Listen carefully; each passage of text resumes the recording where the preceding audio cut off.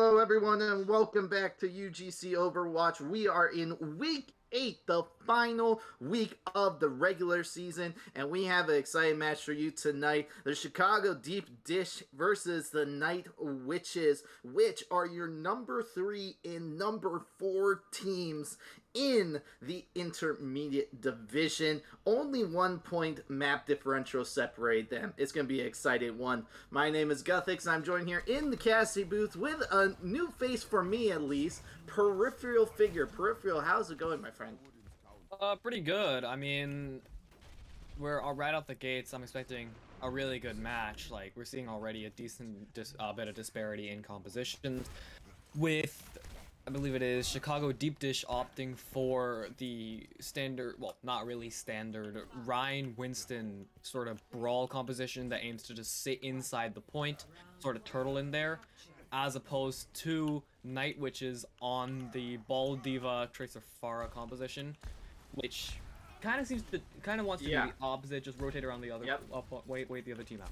Yeah, absolutely. Now, just during his first team engagement, one really cool fun fact, everyone, is the Night Witches, they are all female squad, all girls, girl power right there, who are number 3 and showing that gamer girls exist and they can compete as well. Starting off, Night Witches are on the red side of Fellow. She's going to get one follow-up with Puppy Chow, taking them out. And the rush TP composition up onto the point is quickly falling and dissipate to this poke dive composition. And they're going to get control of this first point, Peripheral. Yeah, I mean, you saw Growlu creating a little bit of disruption initially on this Doomfist, as, I mean, that's what Doomfist excels at, getting into the other team's backline, getting into their core, using his CC potential to really just screw with the setup of the other team, but nothing much came of it, and now we're seeing them switch onto a 6-man composition, a direct counter to the Ball Pharah of Night Witches, so it's going to be really interesting to see how this comp swap plays out as we see them rotating around to avoid the poke damage of the Pharah and the Zen, and now the die's going to come out. Well, that's going to come out. It's more so of like a zombie composition. There's a barrage from Fellow. Drop down one, but Dab Master dabs right on Fellow and eats up all of that barrage, negating most of it, and they're going to walk right in here. Grow low on this Tracer, gonna be really focused on EZ or EZ. We've been told it could be either one. They haven't decided, so they're gonna be focusing on that one. The Pharah, though, I'm gonna be unopposed except by Dam Master. All eyes on them, Peripheral. Yeah, I mean, that's really the job of the Diva in this composition, to protect your core from the poke of the Pharah, the dives of the Tracer, but the Sombra in particular is pivotal to this composition, as the Sombra is the character that can best disable the Wrecking Ball which the comp anchors around. That being said, Spitfire kind of eliminating the dive potential of Chicago Deepdish, getting an early pick on the Growlin. Now we're going to see the fight really start to break out.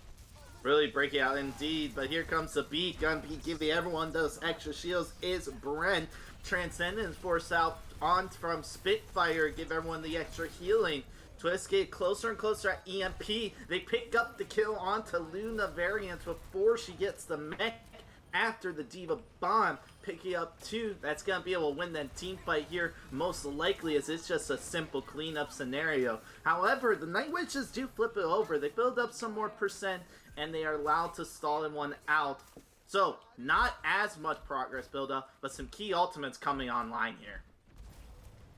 Yeah, I mean, you can see on the side of Chicago Deepdish, they already have 2 big ults. They're in the EMP and the self-destruct of Twist and Dab Master respectively. They can use this as an ult comp, they can use the EMP as an engage tool. But, I mean, Growl is just going to use the Pulse Bomb kind of ambitiously, not going to get anything from it. Now Glutavirus Primal Rage is going to come out, and now we're going to see things start to happen.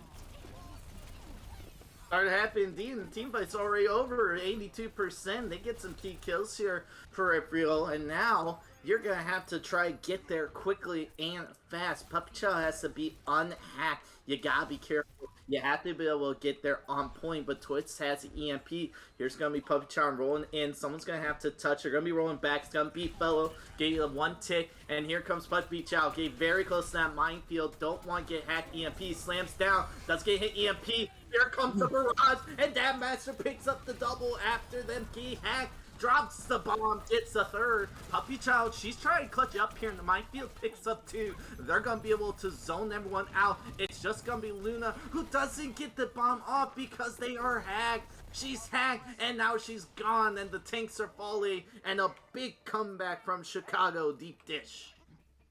Yeah, I mean, the ult investments from Puppy Chow and Twists in particular were pivotal to that fight. The EMP, the early EMP, really just, as Puppy Chow rolls onto the point on the Wrecking Ball, she aims to get value out of that minefield to get a pick onto ideally the support line, but Growlu's EMP stops the rest of her team from following up on the minefield on the space that it negates, and effectively means that Chicago Deepdish, it just lets them go full steam ahead. Let's them W key onto the point.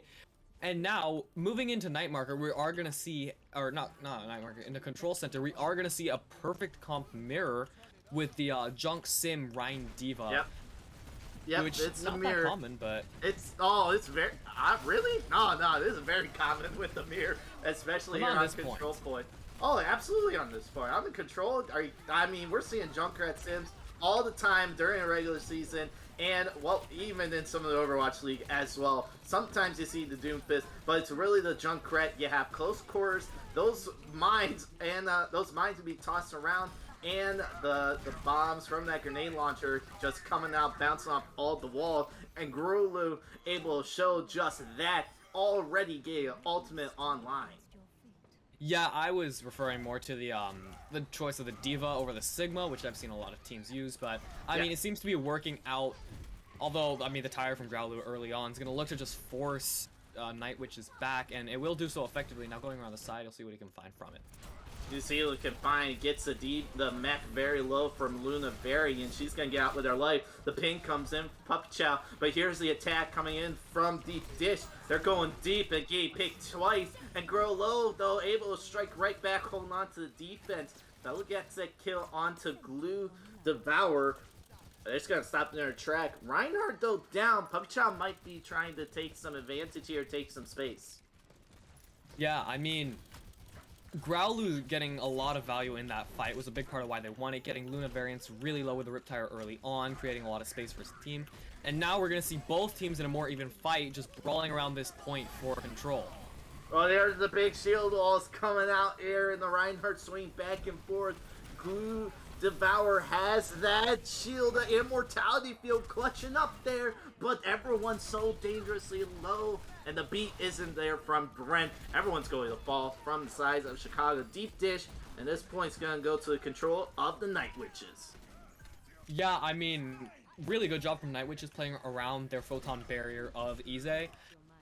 They use it to its utmost effectiveness. The Riptire from Fellow as well getting massive value, forcing out the lamp, getting Glue Devourer very low, and just the knowledge, the game sense really to push off of that space that they're getting off of the cooldowns they forced out is a big part of why they win this fight. Now we're going to see the opposite side try to do something similar, something to that effect, and we'll see how it works out. Something similar as well. The teleport's going across. There's a tire on the hunt. Growlow looking for a victim. It can be dangerous. Doesn't get anything. Shatter from Puppy Chow gets no value at all. Here's the Diva Bomb. Nothing again. 2 ultimates used, and no kills. Dam Master takes out Puppy Chow. That means it's a free Shatter from Glue Devour. If they can find it. There's a Shatter. It catches 3 on the ground. Twist follows up with the double, and it's a big Shatter coming out from Glue Devourer. Yeah, I mean, Puppy Chow getting onto the high ground is, I mean, a really unconventional strategy. Not something you see every day, but it worked surprisingly well. I mean, she was able to take out Brent, Lucio, and, I mean, that gets the sound barrier off the field. But ultimately, the shatter from Glue Devourer is just so huge. Now, coming into the last fight, we're going to see whether Night Witches can muster up something to re-establish control. Well, the fight's already happening here, but nice wall from Twitz, giving them all the shields, forcing them to walk through. Fellow with the tire from behind gets the kill on the Glue Devour, taking out the Reinhardt. That's going to be a big pick, and now the rest are short to come. And the Night Witches, they're going to be able to flip this over, but 99% build up for Chicago Deepdish. The team kill secured, Peripheral, but now it's a last team fight. Yeah, I mean, that being said, the tank ultimates are up for Night Witches, so I have reason to think this is winnable, as well as the window of Spitfire, which, if used correctly, or if used effectively, could really just put an end to this fight before it even starts. I've seen it happen on this point. The Fire Strike comes out, but it's not going to get anything. Now we're just going to be waiting for a bit, I guess, as Chicago Deepdish plans their next move. But all the while, the point percentage creeps up higher and higher. Wow, that was very smart, actually. Spitfire buys them a lot of time. They only got one team fight. There's the Diva Bomb. It catches Grow Low out from behind the shields. There's Shatter coming in. Easy on the ground. But there's the follow-up from the rest of the team coming in, defending them. Puppy Chow swinging around. Glue Devour so low. Able to get out with their life, but needs the heals from Brent and Womp. Womp Dump, though, nothing. And there's a Reinhardt from them. Puppy Chow gets the double, and it's all of the witches in the kill feed. The tire, the icing on top of the cake, and the win 100% to 99. And the Night Witches ties Legion on Tower up 1-1. Yeah, I mean, that fight, it did hang in a balance for a bit, especially with Glue Devour's Shatter coming out, putting Ize on the ground. However, the lamp from Spitfires is so well timed, it creates a situation where, in order for Glue Devourer to engage onto the onto Night Witch's core, onto Ize, even without the off tank, it's just so hard to do, especially going into a full 6 brawl team. So now we're gonna see. Oh, this is really interesting. 2 different philosophies of the Sombra Dive 6-man Neo Goats. Call it what you want. It functions all the same. The Dallas Fuel-esque comp of the Wrecking Ball with the Tracer Sombra coming out from Chicago Deepdish and now grappling on this point for control, or grappling around this pillar for control. Yes. We're gonna see both teams. The zombie comp from the Dallas Fuel indeed just can't die. Very sustainable, but it's Pumpkin able to get the boop count kill, take it off the Wrecking Ball, and now Glue Devour switching to the Reinhardts, opting to play a rush composition here instead of the zombie comp with the Winston. Points gonna be unlocked. Winston, Puppy Chow on the front line, diving up, jumping down, gave some more ultimate charge ability there. And the fight is breaking out right on the bridge. Grow Low picks out Puppy Chow right before Spitfire gets Coalescent. Here the Coalescent coming out, crossing the beams just like Ghostbuster. A big boop kill coming out from Luna. Variants taking Glue Devour off the map. See you later, sayonara. It's a long way down to the street. EMP hits all 5, and the Death Blossom from Easy. Oh, that's gotta be playing the game, everyone. A huge EMP combo from Fellow with Easy, making it easy for us to give play of the game. Yeah, I mean, that's really just epitomizing how this is played. Now the brawl swap from Chicago Deepdish really onto a more Slambulance-esque style, just a blind run at the other team and do the funny get kills. We'll see how well it works out. We'll see how it all works out indeed. Here's the Diva Bomb coming in from Dam Master. It's nothing easy. Hey, finds kill on Womp Dom, putting them behind all the Coalescence charge. Immediately double kill, even up 4v4. Now it's the Night Witches striking back with their Bruise of Poison, and hacks coming out from Bellow, negating any Dam Master defensive matrix. Not a lot of Saw coming out. Go take a swim with the fishes there in the pond. 66% built up, and it's looking like a last team fight scenario. Yeah, I mean, well, I wouldn't say quite last fight, but it's certainly approaching that time. Though that being said, the EMP from Twist has massive potential here, especially in tandem with the Shadow from Glue Devour, which will come out. So now the advantage is in favor of Chicago Deepdish. In the advantage, but the kills are not, because Spitfire has that Coalescent right before Womp Dump. You flip the point, but it's 89%. Luna gets the dream kill onto Brent. Here comes Coalescence, keeping the tank of the Reinhardt alive, but not enough healing from that. Luna Varian striking again, picks up 3 total kills in the team fight. Easy coming in, trying to flip the point over. Lots of stall coming out from this Lucio. Brent riding around.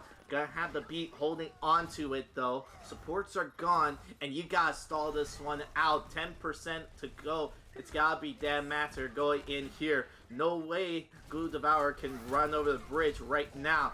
Here is 97%. The shower is blocked by the Winston bubble. Ize gets caught out and dead. Here comes the Diva Bomb from Dan Master, and the rest of the team walking in. 1, 2, 3 picks coming out, and the overtime is triggered, but it's going to be Chicago Deepdish flipping it and trying to force this all the way to another 99% scenario. Yeah, I mean, just the blind aggression from Chicago Deepdish was very much warranted in the scenario. It's last fight, it's the last fight of the map. You lose if you don't win the fight. So it's really all to play for, and just the shatter onto Ize in Puppy Child's bubble was just, I mean, it's a very big gamble, but hey, it paid off, and now we're going to see the fight resuming in a very aggressive position. Aggressive position, there's the Diva EMP, and the Blossom actually counters it. Grollo finds the triple. No, what am I witnessing? It's a 1v2. It's the DPS battle, and Fellow takes out Twist. The point gonna be unlocked. You gotta have someone touch that. Dan Master has to be in. Gotta have playing time. Gets through the window and able to get the touch. Actually, no. It was actually one dump jumping in. It pops the Coalescent. The Coalescent gonna be big. Here's a Diva Bomb.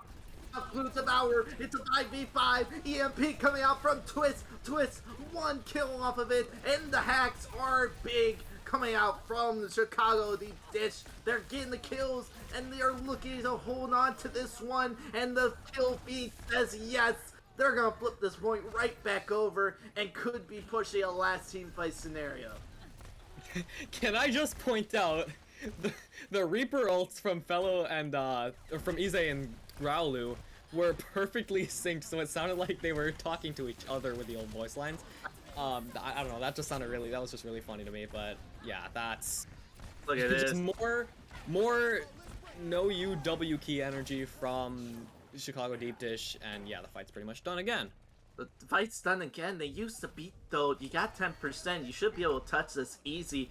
And coming back with EMP. There's the EMP. Catches 4 out. Ize almost off on with the Blossom. They pick up the 2 kills. The Coalescence is there. They have the ultimates. And Ize just looking at Death Blossom. And there's no one left on the side of Chicago Deepdish to actually use it on. Everyone's gone. Flipped over. No one's gonna be able to touch here. Maybe. Here comes the TP. They get the touch. Grollo dropping a Blossom. It's a Beyblade Season 2 all over again. All only traded 1-1. It's a 4v4. Luna Variance gets that big Diva kill on the Diva Bomb. That could be key. It's a 4v2 scenario. Brent Folly, Puppy Child makes Puppy Child Brent taking them out of the fight. The other support falls, and it's just a stagger fest of Chicago Deepdish coming in, but it doesn't look like it's gonna be enough. Glue Devourer eliminated, and in a close one on our first match of this best of 5, Night Witches walks away with it on Lijian Tower. Those last 3 fights, you could never really tell who was gonna win, and it really, I mean, these are Masters level players. It really just shows the high level of Overwatch that we're gonna be in for with this match. In particular, the last fight and the I believe it was the third last fight. Wow. The one where the 2 where the Death Blossom ultimates were synced perfectly. It seemed as though neither team could really gain an advantage over the other. Like, both teams just kept trading kills. Like Growlu with Growlu and Ize getting kills with the Death Blossoms, and in the end, that one fight, that second to last or third to last fight, it did come down to the DPS 2v1, and ultimately, I think a lot of the reason it got that close from the 89-0 percentage line was the DPS of Chicago Deepdish really coming into their own, starting to be more explosive in how they were playing, which I feel like I feel like in the previous maps where they were somewhat lacking, where Night Market in particular was just, it felt like something of a composition matchup, just favoring Chicago Deepdish, and Control Center being really just Night Witch is playing super well, but Gardens was really the closest map by far, and easily the most entertaining for me, because it really felt like everybody had those huge plays that you would expect of them that are necessary for either team to really pull out a win in these scenarios. Yeah, absolutely, absolutely, indeed. Gotta give a little few bit of the stats, though, from those player cards, if you saw them or not. Luna Variants and Spitfire both had 54 assists or eliminations. Luna as the off-tank diva, 54 kills, and Spitfire on the Moira, 54 defense assists. That totals 68% of the eliminations from the Night Witches. So a duo there coming out from then. Excellent stuff from the off-tank role and support lineup. We see the Night Witches, all three roles, tank, DPS, and support, really shine, stepping up. Easy and Luna Variants and Spitfire sharing the glory there. As we get underway into our next map of Route 66. Night Witches, up 1-0. Lijiang Tower, Route 66. It's a different style map. It's an escort map, and there's a payload that got moved through. Checkpoint A, B, and C. We'll have to see how far your team gets it. Yeah, this is gonna be really interesting. Both teams playing a lot of Brawl. It did seem as though Night Witches were more comfortable on sort of the ball compositions, which are very good on this map, so it'll be interesting to see if that comes out. Well, okay, there's an answer to my question. Yep. The ball composition from Night Witch is coming out. With the Echo Tracer, this plays a lot like a dive. Ize switching on at the Widow. Don't know if she'll stay on it, probably just for that one opening pick. But this defensive composition from Chicago Deepdish is what I really want to focus on. The Hog Sigma, a bygone, or really a relic of the Season 3 playoffs of the Overwatch League. Obviously, we all know how that went for some teams, Philly Fusion, but yeah, it's a nice spin on the sort of double sniper, super slow composition that was really just revolving around pocketing the Hog, pocketing the DPS. This works more just like a ranked composition with the Brig Zen backline sitting back and poking, the Sigma peeling for them, the Echo Tracer diving, and the Hog just doing his thing, as we all know Hog players are wont to do.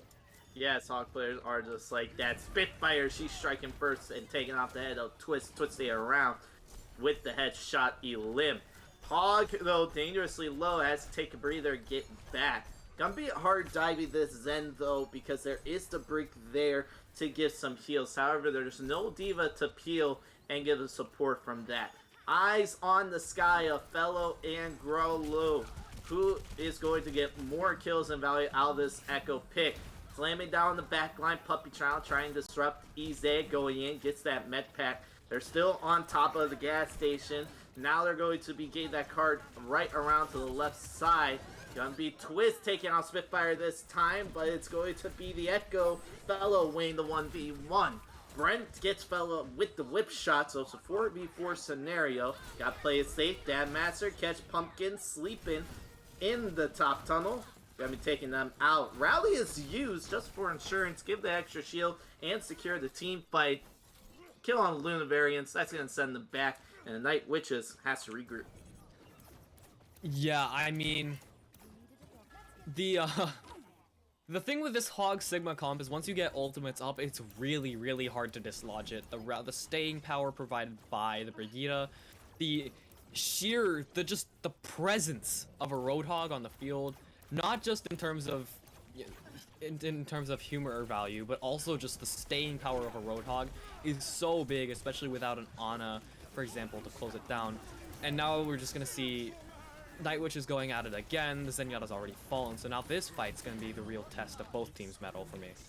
Well, ultimates are going to come out from both sides here. They use the Transcendence. AZ doesn't get anything from that pulse bomb. Here's a pulse bomb instead.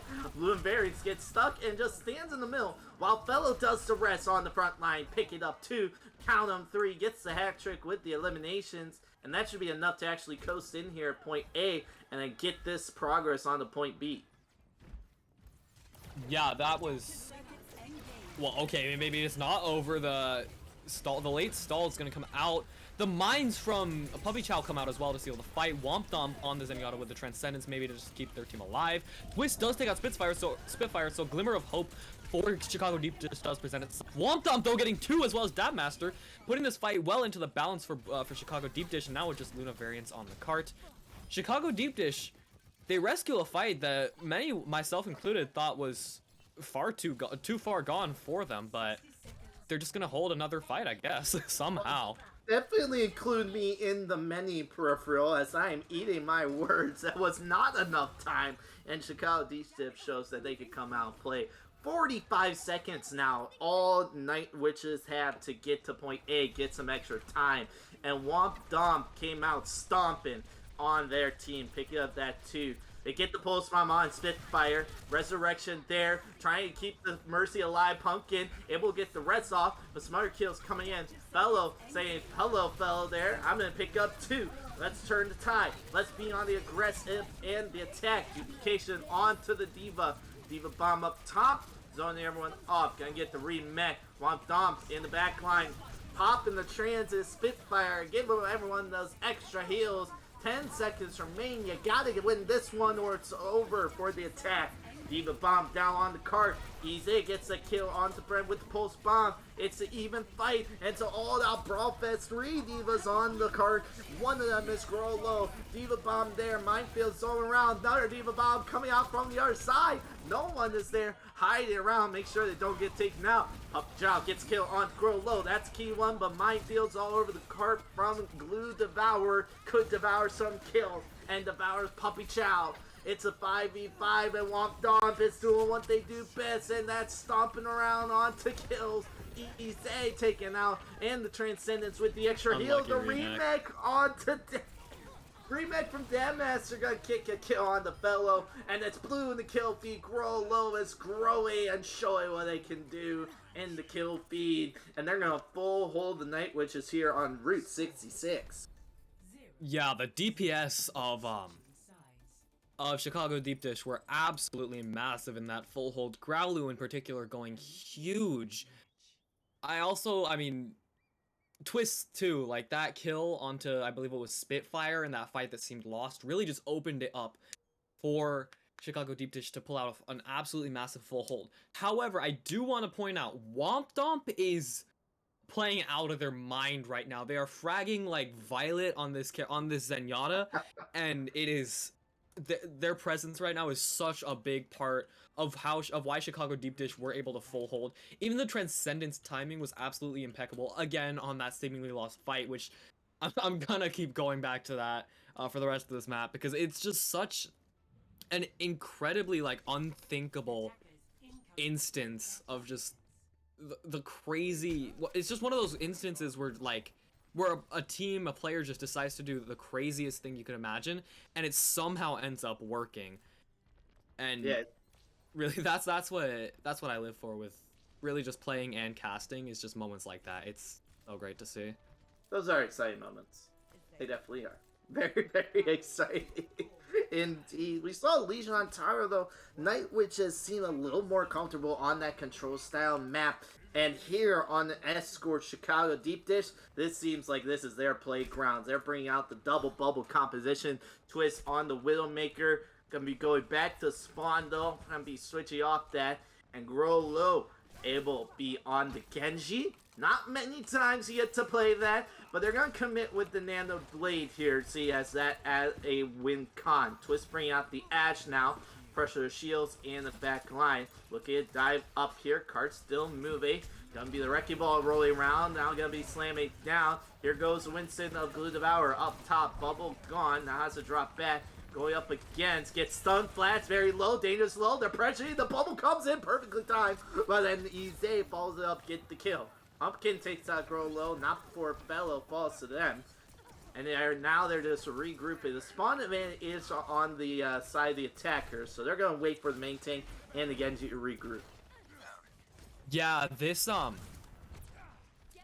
this defensive ball composition from Night Witches, I want to point out, is very, very well suited to playing into the dive with the Genji of Chicago Deepdish. Now we're going to see the ramifications of that again with a nano onto Blue Devourer.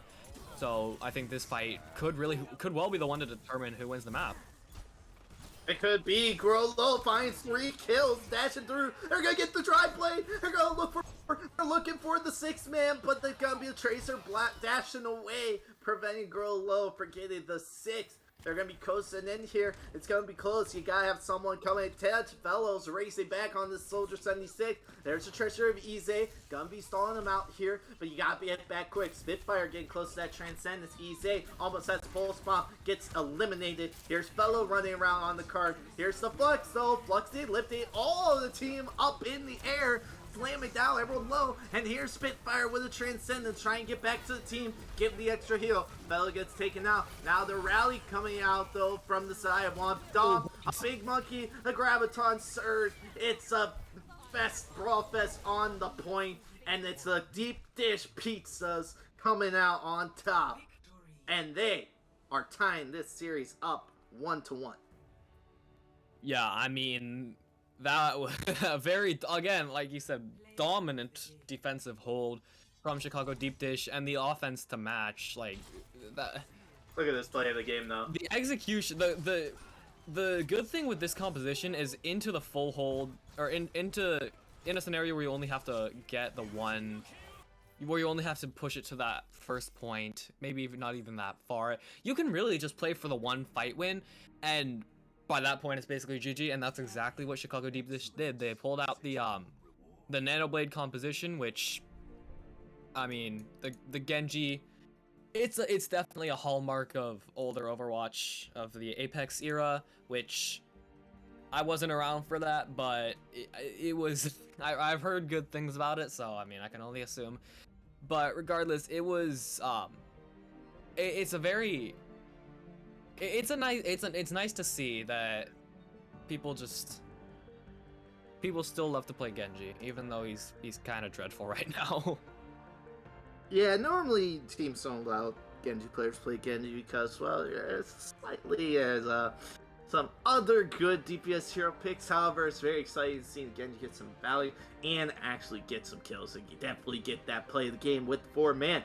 Even with that dry blade, no nano boost needed, can still get value out of that. Chicago Deepdish and Night Witches tied a piece at 1-1 this best of 5 series. Both these teams definitely been playing out a lot of energy, been very, very close series on Leash on Tower, and right there at the end, Route 66, very exciting match. And what better way to refuel and re-energize than with Bite Ramen, which is fuel of UGC Season 17. Bite Ramen is the high protein noodle that does it all. Go to shop.biteramen.com/UGC and order using our code UGC at checkout. Save 10% off your order, your total order. Again, that is shop.biteramen.com/UGC. Save 10% off your order with code UGC. Again, Chicago Deepdish and Night Witches 1-1. And we saw that Chicago Deepdish are a lot more comfortable on the escort style map, and Night Witches a lot more comfortable on the control style map, Peripheral. Yeah, it definitely seemed like once they were able to play less of the Reinhardt compositions, which seemed kind of counterintuitive given how Blue Devourer was playing on the Reinhardt. They seemed to be a lot better on the dive compositions just in general, whether that was that their DPS had more room to pop off, whether it was just Womp Domp turning into Prime Zenyatta, or not Zenyatta, Violet, or really just any good flex support, any really good flex support you could mention here, because Womp Domp was absolutely on one.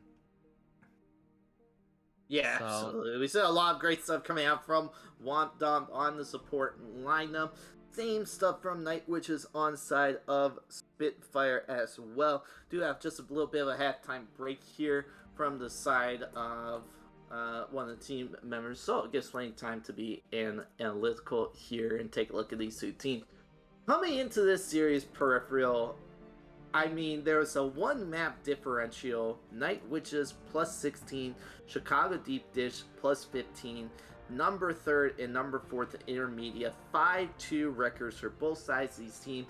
On paper, it couldn't be closer, and Peripheral, I think throughout this first 2 maps in this series, it definitely has shown it can't be closer. Yeah, going into Numbani, I think this map's really gonna be the one to establish which team's better at what, especially given how many comes to favors the double shield on first defense, as well as the viability of a double bubble or a dive composition. There's really just so many things that can work on this map, so it's going to be interesting to see what each team opts into and how they stack up against the other team. Yeah, indeed. Night Witches definitely promising, and also very, very promising for Chicago Deepdish for what they're bringing both sides of them. I say though, in this series, Night Witches being a full female girl squad, that's really exciting. I like seeing that. And performing, doing well, and like showing dominance in the intermediate league in the top 3, ranking at number 3. I mean, that's just pure excitement, and just really, really cool to see them coming out here and competing, especially here for UGC League. Season 17, been around here for 17 seasons, and that is just so much fun. Yeah, I mean, crazy that this league's been going so long. I mean, I started playing Overwatch in 2018. So, I mean, I assume it's been going around since, well, it's been going on since well before that. But, yeah, who knows, maybe this match will be just as long-lasting. Just judging by how even these teams are. Oh, well, okay, speaking of, Blue Devourer's back, so I guess we will be going into this next map fairly soon. Yes, hopefully in the next map very soon, which will be Numbani. Numbani is actually going to be very fun. We haven't seen Numbani here a lot at UGC League. It's not a common map pick, but I feel like Numbani is one of those maps for real that doesn't get any love or support a lot in Overwatch. Most people see like Numbani like, and we could just play something else. We could just play like King's Row, or we could play Eichenwald, and like those are the 2 main ones. But Numbani, I like it. Low key, I think it's a sleeper HM map that can be pretty fun here and provides lots of different compositions, lots of dive, but you can also play that rush on the ground composition as well. I wouldn't be surprised, Peripheral, if we see that ball bring out from both these teams, though. Yeah, I mean, anything can happen. So, like, especially on a map like this, where, I mean, my brain's not working right now. Why, right. Ize, please? Okay, well. Interesting. So we're seeing the Genji composition, the Genji dive with the soldier coming out from both sides. Ize was hovering the Bastion for a bit, which I'm not gonna lie, I think I might have just left the voice chat if that were the case. No, I was staying. I want to see how that played out, dude. I think my brain would melt from trying to analyze that. Like, it's just, I would love to see it. It just doesn't work. Oh, the Bastion here in Dubai, that would have been a treat, everyone. But Ize, she's not playing that. She's not doing that. Maybe later. Maybe on a different map. Not this one. Or just yet. It's a mirror composition coming out. Pumpkin protecting Spitfire and Womp Dog protecting Brent on the Ana. Gonna be them just sticking around as these teams trying to get some value, build up that Nano Blade, and trying to find some picks. Both teams kind of waiting here, just seeing what either team's gonna be doing. Night Witch is gonna be on attack up. And accidentally, she kills herself with the Helix rocket. Dab Master gets killed on Puppy Chow, and it's all over there. Dab Master 1, 2, 3, and just sneaking out the kills, 4 kills, and just Dab immediately Master, stopping them in deep peripheral. Oh my, that's the best words to explain that. I mean, yeah, Dab Master, he's certainly showing his mastery there. Just playing this sort of, letting the fight sort of devolve into a brawl scenario, in which a D.Va is, to which a D.Va is very well suited. Obviously, D.Va a very, very versatile character, being able to function in dive, being able to function in brawl, even in poke compositions with the Orisa D.Va that we have seen sometimes. Now we're just gonna see the dive aspect of D.Va coming out. Oh, big anti-neon to Pumpkin, immediately deleted. Dam Master coming in, everyone's so low, Primal Rage is used, and that's gonna knock them back. And a big anti-nade from Brent, lobby that in, and you hit the Brigitte, and then that just solidified that kill. Yeah, I mean, this has been very, very well done from Chicago Deepdish, just playing this comp to its strengths, playing slow, waiting for the other team to make a move, and then counter-diving onto them. Now we're seeing the effects of that, as now they're gonna have the Nano Blade up, and, well, okay, they're just gonna... Okay, well, they both came out, but not necessarily in coordination. Arguably, actually, the Nano Winston is better in just these tight little corners. Normally when you see the Nano, like the Nano Blade, you think Genji Blade, oh, just Nano and can one-shot dash around.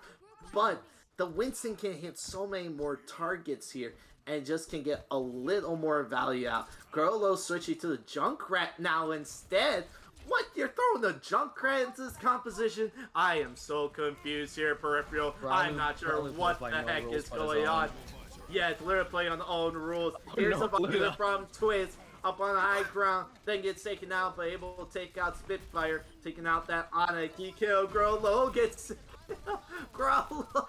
the kill on Fellow, looking for more, looking for Puppy Chow, able to get out with their life, but so low. Glue Devour takes out Pumpkin, and there's only a minute left here. Finally, some ultimates coming online for the Night Witches. Raulu, I mean, it's quickly becoming apparent that this guy plays by no rules but his own. Just using the Junkrat to full effectiveness, looking like Aquamarine out here. And it seems as though even with 5 ults on the field, well, I would have said Night Witches doesn't have an answer, but now we're seeing things really start to break out for them. Well, they're looking for an answer here. It's gonna be the Nano Blade committed. Ize popping the visor, but Puppy Chow gets taken out. D.Va Bomb blocked, but catches Twist. Now you're up in the numbers, looking to build up another tick. Rally, give everyone extra shields. Ize and Spitfire gain most of them, actually all of them in D. Now it's gonna be pushing back in. One tick build up. Bella gets the kill onto one support, looking for the second one. Going up in the high ground. Glue Devour there again with the Winston. Dangerously low. Can be taken out. Growlow gets that kill, but immediately tired taken out. Twitz gets kill on Fellow, trying to bring him back. Dab Master out mech and stomped on by Puppy Chow with the jetpack kill. And they're going to actually cap this in the overtime. They're going to be pushing this through 2 minutes and 30 seconds left to go. Extra time for the Night Witches. I was barely paying attention. I just saw Growlu just do some absolute mad things on the high ground. He became a god, and he came right back down to earth in the span of like 3 seconds with that red tire. But, I mean, now going into the next fight, we'll see whether we get to see the same level of entertainment value as Growlu. He's just on the cart. He's just doing a little trolling. He doesn't care what else is happening. He's doing his own thing. Growlu is on suppression Oh, no. that card. Doesn't win that one. Fellow actually gonna be there to support the support there. Give them some extra DPS and damage lineup. Up on the high ground, Chicago Deepdish. Here's the visor, gonna be the Nano, give it to Fellow, looking for the blade, dash up, looking for Slide, gets stunned, gets that daily though, and gets one, looking for 2, takes out both the support. Fellow, why? It's the DPS popping the ults and shining there, finding the kills. Winston jumping in, on the side of Chicago Deepdish. Does get any Valley Dad Master says bye-bye, and this point's going to coast them point B. If they actually get on the cart, they're not going to get on the cart yet, and now Growlo actually has to touch this. Yep, they're going to touch. Oh. Now the reinforcements could be coming. There's the Nano Visor up on the high ground from Twist. Primal Rage is body blocking Puppy Chow, bullying Twist in the corner up on the high ground. Rejoin the fray. It's one last team fight here, but it's Night Wishes coming out on top. Here's the tank ultimates there. Fellow finds two, takes out both the supports again, gets the kill onto Growlo, and the point is captured for the Night Witches. And Fellows do exactly what the Genjis are supposed to do, and that is take out the squishy targets peripheral. Yeah, I mean, yeah, Fellows going crazy. Now we're gonna see a comp swap onto something like a. Is this a brawl composition with a Genji? Yeah, it's a brawl composition with Nano Blade. It's a brawl composition with Nano Blade. It's just run at the other team and do so even faster and harder with Nano Blade. Yeah, and you're gonna catch them off guard here if you can win this team fight or build up that Nano Blade. There's only one dump with the rally, but that can easily be negated. Here's a Diva Bomb. Reinhardt trying to charge and miss the charge, and Eze gets the kill on Growlo. They had the Nano boost, but they didn't get it onto Puppy Child, keep them alive. Go Devour gonna be given the Nano boost. It actually goes on to the boost. My beloved. Oh, wow. Pumpkin steals that. Pumpkin steals the Nano boost, and now you're gonna have to regroup. And Glue Devourer is gonna be able to get that shatter. And Chicago Deepdish now set up in strong defensive position. Yeah, I mean, this third point seemed to be, it seemed to be a bit of a challenge for teams to get over, at least recently. A lot of teams. Okay, Fellow swapped off of the Genji now onto the Mei, so it's just gonna be a standard brawl mirror. Though that being said, the DPS line of Chicago Deepdish is very unconventional, so we'll see how it matches up. Let's see, there comes the wall. It's gonna be walking around it though. It's safe. Here's the Nano boost onto Glue Devour. Speed and over forward. Gets the pin. Gumby taking them for a ride. Very low. Has the shatter online. Gotta get made walled up and denied. Here's Graviton. A little bit of overkill, but there's only 10 seconds to go, and no one can really touch this. And it may be Diva. Luna's gonna be able to touch it. Not sure if it's long enough to trigger the overtime. 2 seconds, 1, and that is it. And that is as far as the Night Witches will take it here on Dubani. Yeah, I mean, the switch to Brawl, somewhat, I mean, you don't really see that on third point. Like, sometimes it comes out, especially with the lack of high ground for dive compositions to thrive off of, that dive compositions thrive off of, but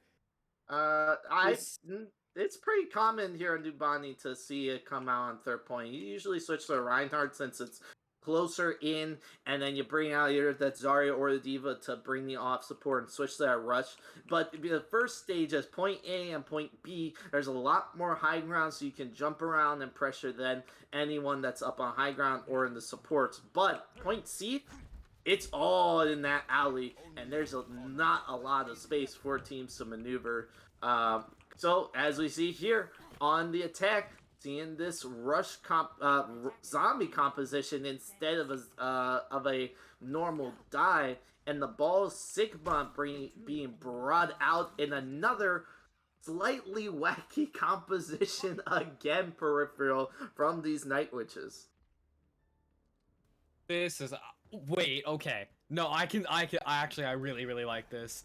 So basically it plays a lot like the more defensive composition. The more defensive, the break Zen with a Sigma. However, instead of the poke of the Zen, you have the opportunity to open up the dive with the Sombra and Ball as well as Ana. The Sombra and Ball are really, really good at opening up dives, but they're not that good at like capitalizing off of them as the Sombra. I just saw Growly trying to punch onto the high ground off of the. Are you see? I just saw Growly try to punch onto the high ground for the bus, and he messed it up both times. Bro, I mean, they're jumping in. Glue Devour actually gets taken out. It looked like could have been a disaster, but the nade from Spitfire gave everyone the extra ability they needed. Womdom picks up the single kill, but that's going to be it. Not really any more value coming out from them, and EZA's going to be able to sprint back. And Spitfire's nade, this pick on the Ana is going to stop any hard dive damage coming in from the Deep Dish. Yeah, the flip side of this this composition that Night Witches are running is that it offers a lot of staying power, as well as the ability to really stop the other team's engage before it even happens, although this time that won't be the case. No, it won't be the case because Growlo takes out Spitfire first, negate any heal from them, and the rest of the picks are coming in very, very easily. Night Witches give up the 3 ticks, a little more stall, Puppy Chow gonna be spinning around, build up a minefield, and least gonna be Fellow though, gonna be there as well, but Glue Devourer, zap away, get the double, and the point goes to Chicago Deep Dish. Yeah, I mean, Chicago played that perfectly, just playing their composition almost like a brawl, in that they were just running at the other team. Now we're seeing that again, just not giving them any room to breathe. No room to breathe indeed. They're being aggressive here. You gotta switch this up. You have no main tank to actually support the front line, and Twist is actually taking a seat. Almost gets one clip there on the card. They do actually get taken out. They pick off the 2, and now the card's gonna get rolly. But bit of a little stall there, and you really don't have anything frontline to deal with this dive. You don't have the Brig anymore, and Puppy Jaw's on the ball. You don't really have anyone to engage. There's the EMP, there's the minefield, but where's the follow-up? There's no follow-up. Here's the visor. It's a little bit late, and here comes the Diva Dammaster dive in. Glue Devourer gets the kill onto Fellow. Oh. There's the Diva Bomb. Could be bad, but it's actually Glue Devourer knocking everyone away, taking all the kills for themselves. They're not letting anyone get any other kills except themselves. There's a bubble over the Diva Bomb in the left room, Luna, and you're taken out before the remake can even come down from outer space. And they're going to coast this into point B unless the Puppy Chow has another recontest. Yeah, I mean, again, the aggression from Chicago Deep Dish is just so effective in effectively dismantling the fight plan that Night Witches set up, the things that they want to do, as by playing so aggressively, you're forcing them to think on their feet, and in a composition like this, when you have to make adaptations like that, your comp pretty much falls apart, as the other team just has so much ability to create chaos, create disruption, and it's just not great to play into. It's not great to play into, and no, neither is Twist Death Blossom with the switch, and has the ultimate online, and getting the kills, and it's a clean sweep team kill, celebratory beat, and Chicago Deep Dish walking away and taking the lead in this series. Match point 2-1. Yeah, I mean, that was Chicago Deep just basically said, we refuse to play by your rules, we are going to be pressing W and we are going to win the map, and they did just that. I mean, they like, it was just the pace at which they played was just so dominant, really. Like, they didn't give Night Witches any room to breathe, especially Growlu on the Doomfist just never stopped going. Neither did Glue Devourer. It felt like them two were always in the other team's backline, just creating so much chaos, and really that was just the main reason why I think Chicago Deep Dish could just go full steam ahead and take the map. It's full steam ahead, and what did start to be a close one is now looking slightly less close, as Chicago Deep Dish has put this to a match point 2-1 here in this best of 5. And honestly, on that attack of Numbani, very, very convincingly. I mean, Lots of great stuff coming out from Chicago Deep Dish right now. They're trying to take down the number 3 team, which is the Night Witches, the all-female squad, and they are trying to pull this one back, force a map 5, potentially a map 6 indeed. If there is a draw here on the assault map, which is Hanamura, very pretty map. I do like Hanamura. It's very nice, very pretty, and it's not Vizcaya Industries. See plenty of that, so it's so refreshing to get a.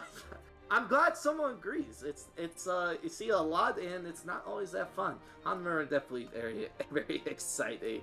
If Night Witches do get the draw here on Hanamura, that would be 2-1 going into our last map in the best of 5. And then, if Night Witches win that, it will be tied 2-2, and we'll go to our overtime map of Busan. So then we will have a winner. Possibly 5 games, possibly 6. I would love to see this go the distance. Peripheral, I always love seeing more Overwatch. Yeah, I think we all do. It's, for all its flaws, Overwatch is a truly amazing game to watch.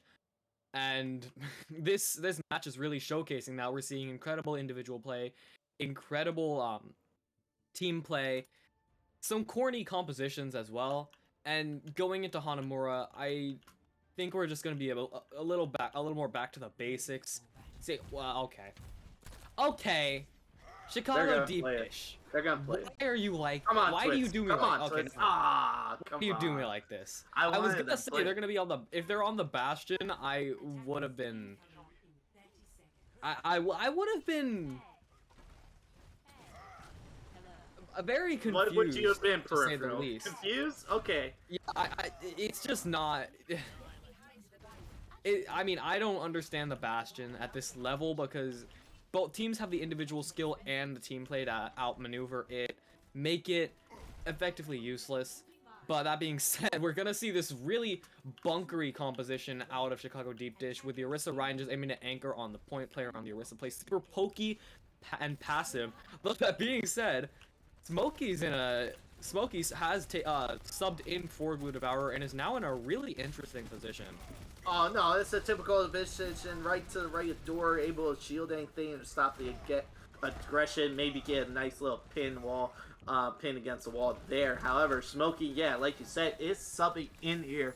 Long rotation with this rush composition coming out from Night Witches. Here they come in onto the point. Being aggressive is Luna Variant, though dangerously low, and Growlo getting the kill on Puppy Chow. Fellow trades and evens it up, but now Brent strikes and takes out Luna Variant. You don't have any main tanks, and this one could be very dangerous. There they go, jumping off the match. You're just going to reset. No ultimate charge given to any of the team of Chicago Deep Dish.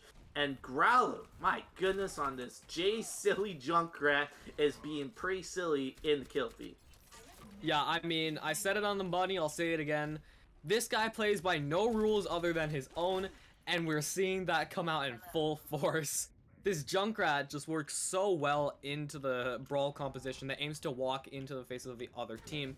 You give the Junkrat to space to get value, the Junkrat will get value, it will get picks, and it will get ult charge like we're seeing now as Growlu's already 84%. Okay, well Growlu's dead, so never mind.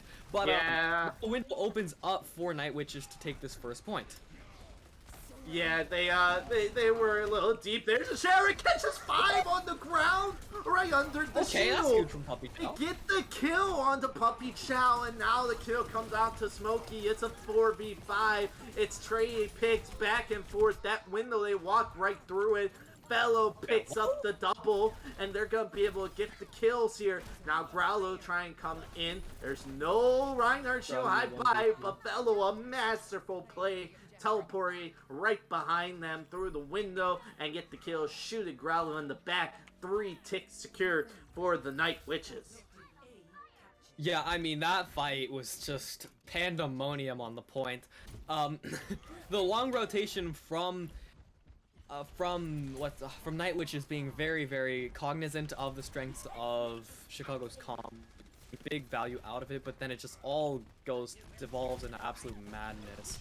And we're just, I mean, this next fight's like to do the same, as the supercharger coming out is going to serve as an opener, but, I mean, never mind. They just Night Witches just say, no thank you, we're gonna leave now, we will come back another day once the supercharger is gone, and so shall it leave the field just as it entered. Big MP is now out of the fight. Big EMP and Spitfire follows up with Coalescent, a perfectly executed attack. Growlo though gets the kill onto Spitfire. Diva Bomb over the point. They're deal with Bob here. Growlo up on top. Here comes Orion charging in. Doesn't get the pin, but they do get the Transcendence healing. And they take out Puppy Chow. Here comes the spawn. 2 ticks nearly built up, but Smokey is smoking the rest of the team of the Night Witches. And they are going to not get the second tick. Yeah, I mean, even getting a first tick on the first fight of this point is massive. Like, actually so huge for Night Witches, because this point is just so hard to break into. You have to play so slowly and methodically just because of the angles surrounding it. Surrounding any angle that you try to take to get into the point. If you go the high ground, the other team can rotate on the other high ground. They can contest this high ground. They can play the bridge at the point. And, I mean, Smokey's just going in. He's already gotten 3 kills, and it's just gonna put an end to the fight right as it starts. So more time bleeding off the clock. Smokey smoked them again. Fellow on the back cap, trying to pressure them back. Has to TP out away. And now, you got 2 minutes and 40 seconds, and you got some ultimates coming online with the Diva Bomb. Easy though, we know what they can do with that Death Blossom, and Fellow has that EMP coming online, ready to go and ready to use this. Dab Master spray in the middle, just trying to spy check, teleport up there, and immediately flashbang and kill. Easy gone. They tried to push in here, but they are just getting taken out one by one. Growlo takes the minefield concussion, able to get the double support, and that's a stop in the track once again. However, they have the ultimates that they need, Peripheral, the EMP and the Death Blossom. Yeah, I mean, that was... The thing I want to point out about that fight is that Fellow had actually drawn the Dab Master off of the high ground. Wait, Smokey. Opening up a fight for... Wait, What's Smokey. Wait, he's gonna jump around. Oh, he got jump around. No way. Nah, he's gonna jump around, try to get that shatter. However, there's okay, a jump around the counter. Actually, I get them. Okay, Fellow. The immortality field. They pop the Coalescent, and now they gotta get on point. They gotta try to get this tick. Here's gonna be the Diva Bomb. Gonna be the Rip Tire coming out from the spawn. Left door, here comes, missed the Fire Strike. They gotta take it out before it gets some value. They get the D-Mech instead. High noon from Twist! 1, 2, 3, count them, bang, bang, bang, just like a shooting range at a carnival, everyone. Twist some heads at that big play of the game. Yeah, I mean, both DPS really on Chicago Deepdish really coming into their own. Growlu in the previous 2 fights, and now Twist going huge with the high noon. We're gonna see the ultimates favoring Night Witches slightly, but the clock is now dropping down to 40 seconds. Fellow on the point, just gonna try and create some space. The window from Womp Dom gonna serve as a nice opener to this fight. Okay, Growlu's gone. Create some space. They get the remake kill actually as well onto Womp Dom. Gonna be Mech. There's charging in. Smokey counters it with the shatter. Now it's both the Reinhardts pushing in, trying to find some kills. There's the shatter down. It's gonna take out Dam Master. It's just the Reinhardts in the fight. There's the Death Blossom. Fellow gets the double. They need one more. And here comes Twist Blinky in. Has to get out, and they get the point with 4.6 seconds. With time and the time bang. That is so important, Peripheral. Yeah, it really is. It is. Having that 4.6 seconds on the clock, it may seem small, but in the event that Chicago Deepdish can full cap, it is so big for them. Just by virtue of them getting a second attack, a second chance to cap. And it's really just a new lease on life. So now the onus is on Chicago Deepdish to cap up this second point and get it to extra innings or extra rounds, whatever it's called. I don't know at this point. Overtime pushes. Yeah, here we go. Overtime pushes. Yes. Please, Twist. I know you're baiting. Twist, don't do this. No. I believe in Twist. Twist is gonna stick with it. I really want to see it. Growlo, though, on the Willmaker, I wouldn't be surprised if they stick with this high pick potential here with the sniper. It'll be really exciting to see. If you are Chicago Deepdish, you gotta finish the map. There's no options now. If you don't finish, that's it. It's a 2-2 series going into map 5. Twist switching over to Symmetra. Gonna be pulling off some sneaky TP plays. And here are the Night Witches again with this interesting Sigma Ball composition along with a Tracer. And they're playing the Zen Ana fellow on the Soldier 76. Here it comes. Oh, information from Ize. Able gonna give that out. They're gonna go TP here. They know that's coming now. There it is. And there's the TP. There's the rock. And they aren't fully ready for it. They don't have the composition to actually pressure it. One tick built up. Now it's gonna be a spin to win. Now they're pressuring the supports and no one's there to peel for them. And that's a big weakness in this composition. Smokey takes out both the supports, then the volley quickly, but there's no heals for anyone else. And honestly, Peripheral, that is a huge weakness in this composition the Night Wishes are playing in.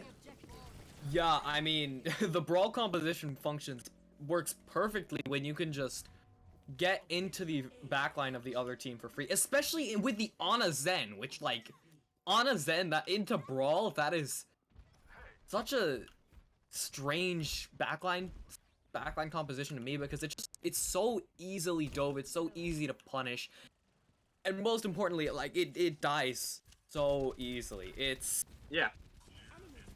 dies so easily indeed. It dies so easily indeed, and the supports are so fragile that they can easily have been taken out. They're gonna TP straight onto the point, nearly one tick build up. Here's the Zambian pressure. Ize gets the double kill though. That's gonna buy him some time. With Fellow gave the double as well. Gonna be able to give them enough pressure to hold on to this point. Barely one tick build up. Oh, I was gonna get the remake. The baby kill from Dad Master. Oof. Almost one tick build up. Peripheral one tick almost built up, but nearly not there.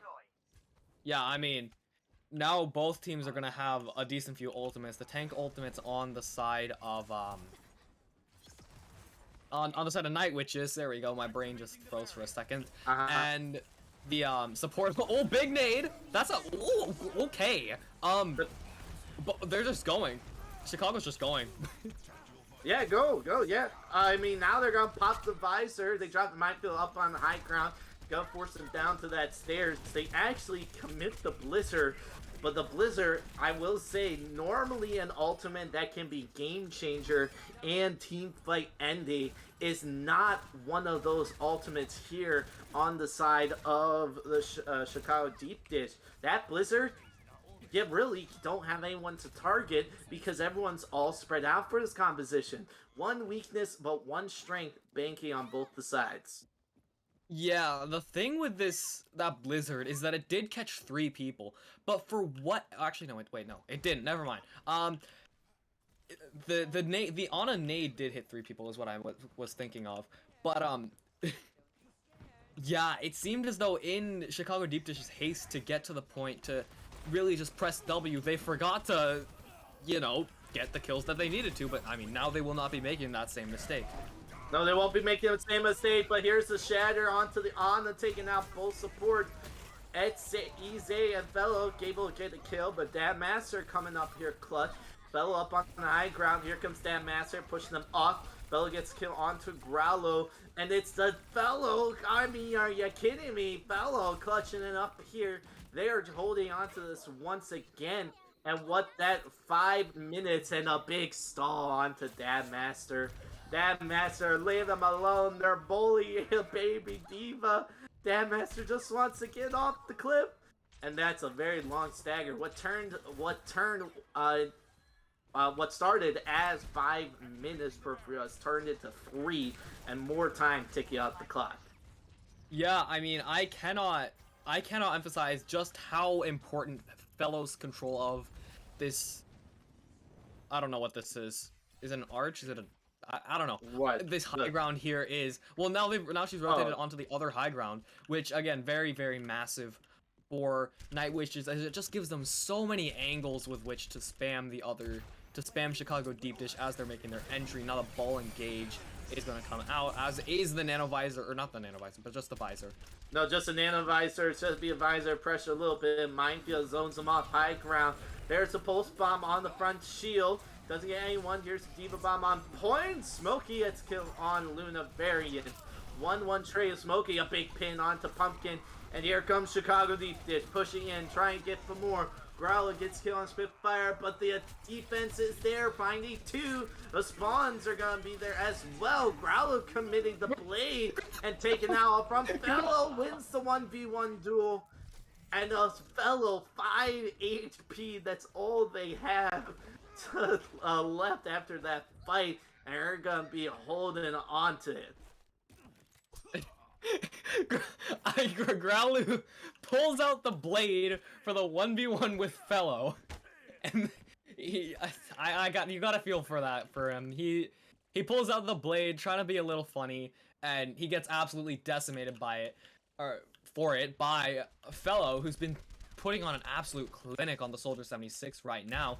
And again, Night Witches, they're just bleeding so much time. Even as they give a tick, it doesn't matter because they can afford to. Now with Chicago Deep Dish, they're just under a minute of time. Honestly, I am so surprised by the support, sustainability, and survivability of Pumpkin and Spitfire. They are being so smart and rotate. Even though that they are just pushing in hard, you have the pressure and the spam from Fellow on the Soldier 76, just spamming bullets there, and then you have the ball coming in, slamming down, causing some disruption, actually disrupting the supports here, applying a little pressure all the way in the back line. Gonna be rejoined here, and they have the pulse bomb, and when they push in as well, they're gonna be pushing bridge here. There's pulse onto the support to catch his bolt, and that's another team fight that could be in the books. They got both the healers, and 20 seconds to go, and Night Witch is looking to close this one out. They gain the stagger kills. There's only two. They get the D-Mech. Easy says easy in the chat with the kill onto Twist. 10 seconds remaining. They have to get onto point. Some saw there's gonna be the Lucio. Brand get taken out, and the Night Witches hold this on point B and force a map 5. I mean, yeah, that was just Fellow. It felt like Fellow wasn't contested that entire game. time. Look at this. Look at this. Look at this. Okay, here's here's Twists doing some. Woo, that's nice. Yeah, that's a really clean headshot. That's a really clean high noon. Just playing off of the space Smokey gives Twists to get free value there. But going back to my earlier point, Fellow was not contested at all, it felt like. And for Chicago Deep Dish, a team that's running the Brawl composition almost religiously on Hanamura B, they didn't switch off of it in any real capacity off of, like, Growlu switching to the Genji, which ultimately is not much of a playstyle change. And when you have the Soldier, when you have the angle control of the Soldier, it's just so easy to get that free poke, to get that free space, and ultimately to get the picks that Fellow was getting, which is just such a big part of what enabled Night Witches to get the value that they were getting, especially with that ball composition which revolves around being spread out, playing split, making use of angles, playing off of your teammates. And really, I think just Fellow being such a big part of that was a huge reason why Night Witches were able to get us to a map 5. Now, Glue Devourer coming back in for Nepal, the final map of the series. I mean, it's all to play for both teams. The winner solidifies their second seed, I believe. Or is it second or third seed? I don't remember. But actually, they solidify. It would. Okay. Third seed definitely, and then potential second seed, depending on how the other match goes that the first place is played. I gotta say though, this has been a DPS game. Twist and Growlo and Ize and Fellow. I mean, it's just been back and forth between both the DPS squads from the Night Witches and the Chicago Deep Dish. Now, we're going to Nepal. Control style map. Lijian Tower control style map. First map we saw. Went to the Night Witches, but it was a close one. We saw a little bit more comfortability on the Night Witches side of things. However, Chicago Deep Dish definitely kept their head in it all the way. It went to map 3. I wouldn't be surprised if we see a map 3 and a close one once again. Glue Devourer, big role on the main tank lineup, playing that Reinhardt, showed some great stuff earlier in that series. Smokey did some good stuff as well, but it just wasn't enough there on Hanamura. Nepal is the last chance. It is tied 2-2, and will be our last map. Gotta say though, this one has been a close one, and it's definitely been very, very exciting, Peripheral. Yeah, it's definitely been one hell of a match, and I'm very excited for the final map to start. I think it's honestly, with how Nepal seems to favor pokier compositions on the on Shrine and Sanctum. There we go. I really do think this is I think this is Night Witch's map to lose, honestly, with the momentum they have coming from that previous map, especially Fellow. I do want to point out Fellow was putting on an absolute clinic on a soldier. I did kind of focus on it a lot in the break, but like the momentum Fellow had, the momentum Night Witches have, the way in which Shrine in particular plays to the strength of Night Witch's ball composition, which we know they love to play, I think is going to set them up well to succeed, potentially take the win. But of course, we can't ignore the X factors that are Growlu, Glue Devourer, Womp Dump, Dab Master. Really, it's definitely, like you said, Guthix, it's going to be a very close one, and I'm excited to see just quite where it goes. Oh, call me Guthix. Guthix, yes. I guess. No, it's alright. We did talk. What? I'll beg to differ. It's Guthix, but thank you. All right. It's funny. No, we actually didn't talk about that. This is the first time you and I are casting, so I forgot to mention that pronunciation. But that's okay. You are not the first, Peripheral. I've been called Guthix plenty of times with other people, so it can go either way, but it is Guthix, as everyone else knows in the chat. That's how it is as well. But mirror composition coming out from both these teams, Night Witches and Chicago Deep Dish, tied 2-2, 4-3, counting down the timer. It is the last map as both these teams get underway out of the spawn doors. Mirror compositions, it's the Brawl Rush composition. Well, more so the Brawl, not a Rush. Now it's going to be on the point. Gonna be swinging around, eyes on the Reinhardts. Maze walling them off, a little bit of trouble there as the ping comes out from Glue Devourer and they strike first, finding both the tank lineup, and Chicago Deep Dish coming out on top. A beautiful May wall coming out from Growlu as they follow up with the 2-3 headshots in that team fight. They can do it on the May as well, Peripheral. Yeah, I mean, again, that unhinged aggression from Chicago Deep Dish, it's really just how, I mean, in my mind, it's how you want to play any Brawl composition. It's just so effective. It forces the other team to think on their feet, to respond to how you're playing, which is really what the position you want to be in. Although this time we see Night Witch is making the first move, and it's gonna turn out well for them, at least thus far. It's gonna turn out for them very well. The Maywall coming out from Fellow blocks the shatter of Glue Devourer, and they are picking up the kills. Wampdom takes the elimination onto Puppy Chow, so you gotta be extra careful. They flip the point. Here comes Glue Devourer charging in, and the focus fire is just too much as they charge right into the corner, and Spitfire is spitting fire out of their mouth, out of their gun, finding the double elimination. And Dam Master once again demech and a long stagger as well. No reason to kill them, as they're just gonna regroup and stall even more, and they get the kill. A long walk back home from the spawn point. Yeah, that's really well played from Night Witches, forcing Chicago Deepdish to react, as they themselves had been forced to do so many times prior in the series. The stagger onto Dab Master is also just going to ensure that they are able to build a significant head of steam in terms of point percentage. But now a really good wall from Growlu, gonna establish dominance over his opposite number, and now we're going to see this fight truly break out with the Sim Wall of Ize and the Blizzard of Fellow.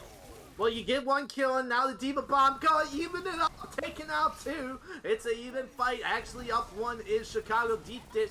Brent dropping the shields, giving Glue Devour the extra heals. Very low. The Sim B fully charged and dealing lots of damage, except Twist comes in with their beam instead. The spawns are there from the side of Night Witches, and they're gonna win this team fight, forcing a last fight scenario. I'm not gonna lie, I didn't see anything because my brother walked in. I don't know why he did that. That's alright. It's unlucky, but yeah, moving into this last fight, ults on both sides, favoring Chicago Deepdish in general, though DPS ult as well as the window, whereas the window from Spitfire is Night Witch's sole ultimate, but Pumpkin going down is gonna open it up for Chicago Deepdish, offer them a window of hope to reclaim this first point. Reclaim it indeed, and they're gonna drop the window and the big shield wall from Twist, and Twist has that full power beam, and Twist gets the 4, and Growlu able to hold on to that Blizzard for the next team fight. Dam Master jumps off, gets the re-mech back at spawn.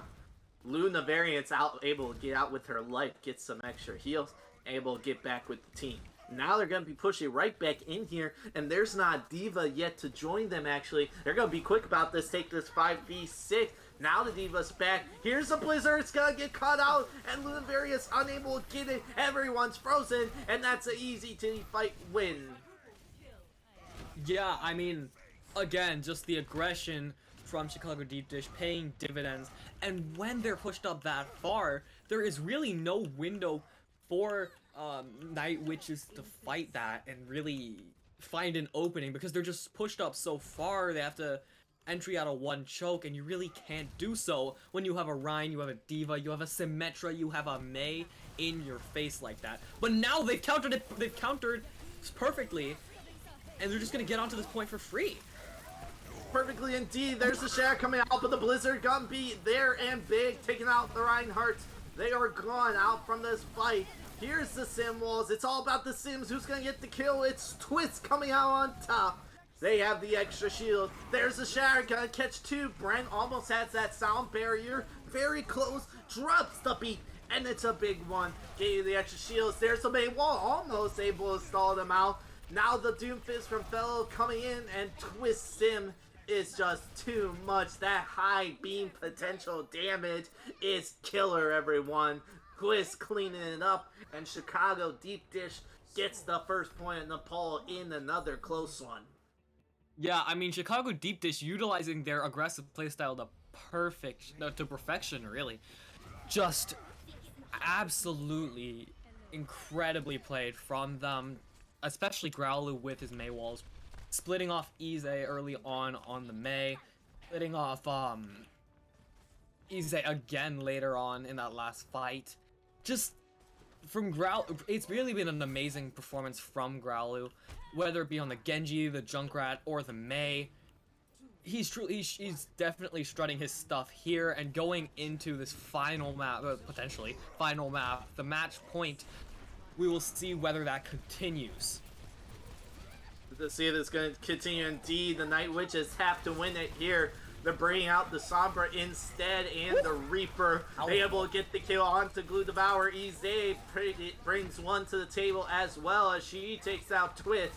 And that should be an easy team kill, as there's no Reinhardt to hide behind. And Night Witches gonna get control of this point starting off here. Well, maybe no one's on the point. Gotta get it first. Now they're gonna be able to get it, and they're right back in here in this next team fight. Maywall comes out, no one able to get back, and the charge from Puppy Child trying to escape instead of walking through the small opening that was opened up. Now it's going to be Chicago Deep Dish striking back, and it's going to be a flippy right back over there. Not before nearly 21, possibly 22, and there it is. 22% build up for the Night Witches.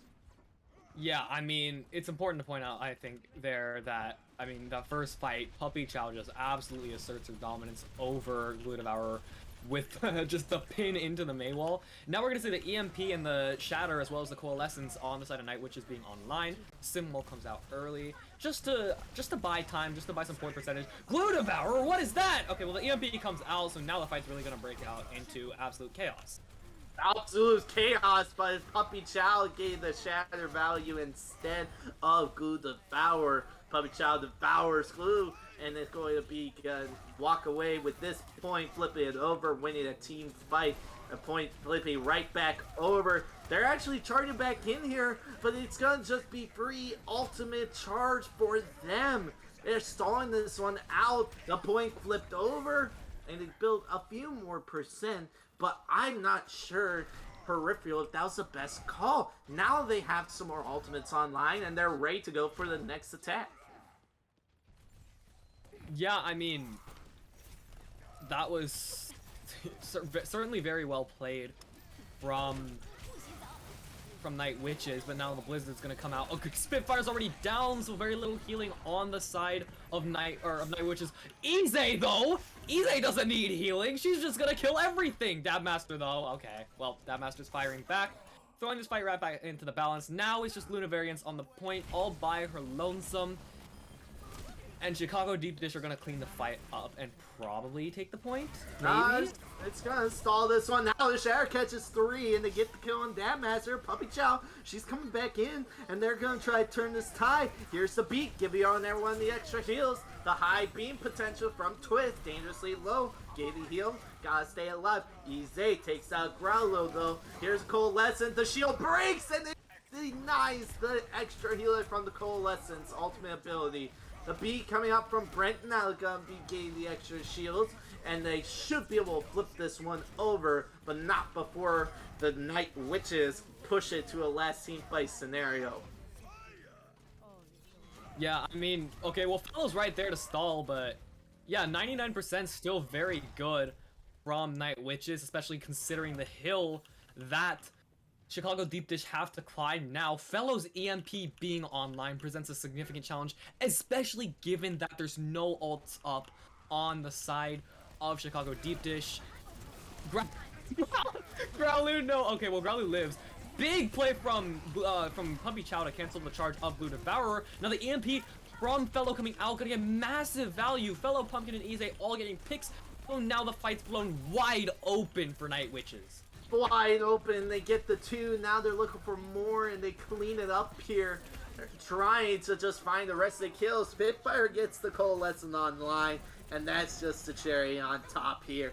Overtime is triggered, but no one's going to be able to touch Celebratory Diva, Bomb, and Blossom, and we are going to the possible longest end.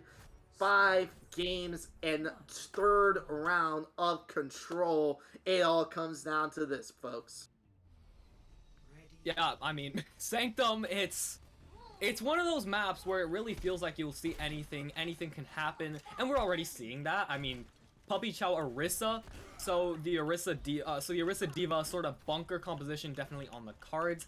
It seems as though, okay, well, I have bad memories playing this composition, so it's definitely, I have a colored perspective on it. But the Lucio Bap sort of enabling it to play like a brawl, like a poke composition at the same time. It's really interesting how it aims to function. The switch onto the Mercy, actually, I really like. Enables to play pokier, to play more bunkery, especially into the brawl composition of Chicago Deep Dish. I think will serve Night Witches very well, although Growlu going in already could get big value, as well as the teleporter rotation. Upper rotation, now is going to be pushing in, and Glue Devour gets a kill. Both supports gone, taken out. That's a quick team fight win. You got back up. And you're not playing the Rhine, are you? Which I think, honestly, is a mistake. If they're playing a Rhine, you gotta play the Rhine moving into it. Puppy Chow sticky with it, though, here. Yeah, okay, well, I would agree. However, on this point, it's so hard to maintain point control without the without like a Rhine to anchor around, and the Orisa, or without, well, really just it's hard to maintain point control without being on point, and the double shield composition is gonna be able to poke the Reinhardt down if they try to stay on point. That being said, the tire from Fellow's gonna come out looking to get a pick. Growlu gets taken out mid uppercut. And this rotation from Night Witches is very effective, as they're just going to be able to effectively pull out a pincer maneuver, and it's just the tank line of Chicago Deepdish. Glue Devour in a very sad position each. Brent, okay, never mind. He throws this fight back into the balance, booping 2 off the map, but Puppy Chow and Pumpkin anchoring on the point throw this fight and make it winnable for Night Witches. That being said, Luna Variant's getting 2 picks, potentially getting a third against a third. Just when it seemed as though Chicago Deepdish could turn the fight, Luna Variance pulling out an absolutely mental clutch on the Sigma. And at last, Night Witches take the point, and they're going to be able to build up ahead of Steam now. Now they're finally playing what a composition is, and that's a double shield composition. Really hard to break this, and you can poke that Reinhardt shield and anyone that's they rotate to get onto point, and they push you. Now they have the ultimates online to get it done if they walk in here. Rotate all the way around. They're going to drop the bongo, taking out Growlu. No value from this doofus. The Bob is late. Though they do get the point switch. Bob actually flipping it over here almost. Someone has to take a point. Bob gonna be solo-handedly on the point. Now Puppy John joins them as they get the kills, and they're gonna flip this point right back over here. Not before the Growlo gets 1 elimination. They pop the Meteor Strike. Gonna be looking for more. Here goes Reinhardt taking them for a ride, but Fellows mine from the grave takes out what is that? 2. What? You get the double kill from the grave, and that actually gives them the point. Yeah, harkening back to what I was saying earlier about how you can't really just... You have to give up this point if you're not playing directly on it because of how hard it is to get on the point. We saw that in the last fight. We're seeing that now again as Puppy Chow has to go out so far by her lonesome to get to the point. Big tire from... Massive value. That Master's so far away from the rest of his team, and Easy getting a pick onto Growlu again. It seems as though Growlu's falling in these inopportune positions all the time through no fault of their own. That's a snipe from Glue Devourer, though, taking out the Mercy of Pumpkin. So 82% in counting for Chicago Deepdish on this point. This fight could really go either way, as the supports are still here for Chicago Deepdish. It's very winnable for them, and now Puppy Chow on the Wrecking Ball to try and salvage something, but is it really even doable? A Spitfire just getting slowly chunked down by those symmetric turrets. The Bob of Easy onto the point. Brent takes out Luna Variance, though, so far away from the rest of your team. Can't really do anything. Blue Devour Shatter gets cancelled. No way. Growlu in the backline looking to do some mayhem, looking to do a little trolling. Brent boops Spitfire off the map, and it's just Fellow and Ize, and they both will fall, and Growlu sealing the fate of Night Witches, as at the final hour, he comes up huge to give Chicago Deepdish the win in an absolutely massive series. It was a massive series indeed. Brent play the game with the double boop kill. Anytime there's more than 1 boop, you know it's played the game. Double environmentals are excited indeed. What a great match here for us tonight for UGC, and what a way to end the regular season. Gotta say, in a close one. Chicago Deepdish walking away with the win. They went the distance. 3 wins, 2 losses, 3-2 map differential. And Chicago Deepdish has secured their spot in the playoffs with a 6-2 record. And I gotta say, maybe second, possibly third, definitely third, but could be second, who knows. And either way, you get the win, and that's what you want to do, Peripheral, in every single week. Yeah, I mean, winning is definitely the objective here. And for Chicago Deepdish, that last map was really just, I think, a reaffirmation of what makes them so good. Just their ability to play aggressively, even when it seemed like Growlu was going in by himself and dying. they still managed to clutch out these fights, whether it was through Glue Devourer going huge, Womp Thump just refusing to die, or whatever it might have been. Just the sheer tenacity and sheer aggression from Chicago Deepdish was absolutely magisterial, and I think a big part in them ending up winning the match. Yes, it was definitely a big part why they were winning the match. Night Witches, they put up a good fight. Definitely, they did. They will be seen in the playoffs with their record of 5-3, just slightly lower. Both these teams gonna be in the playoffs as well, so we'll see them again. Possibly have to see how far they go, and if they both meet up again, that would be a very exciting match. Your MVP for tonight, it's been discussed here in the casting booth behind the scenes. We gotta give it to the DPS of Growlo. My oh my, through all the night, been shining and doing some crazy plays. Props to Twist as well, but Growlo being your MVP of tonight.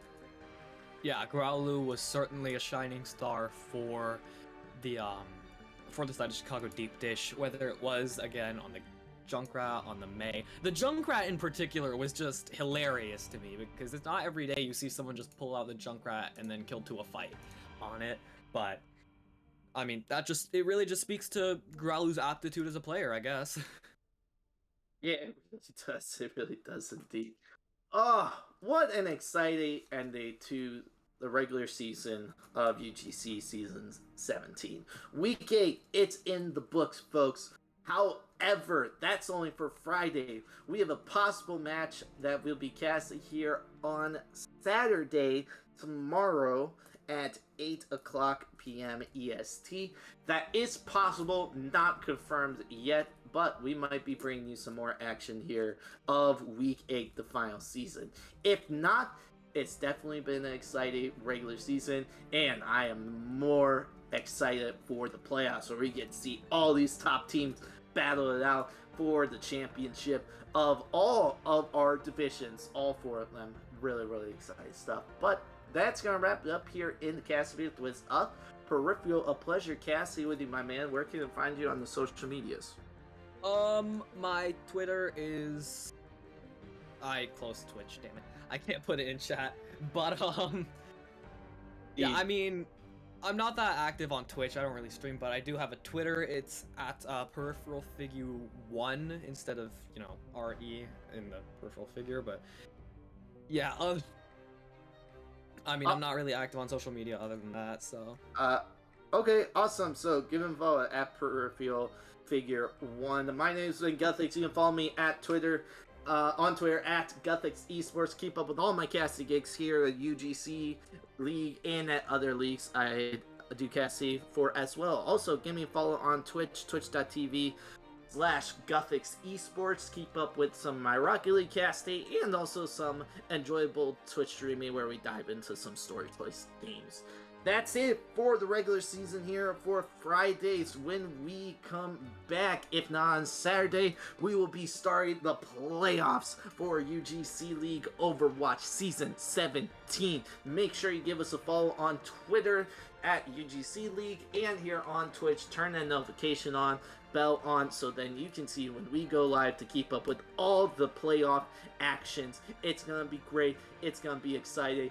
Can't wait to see you there. Until then, have a great weekend, everyone, and have a good rest of your night.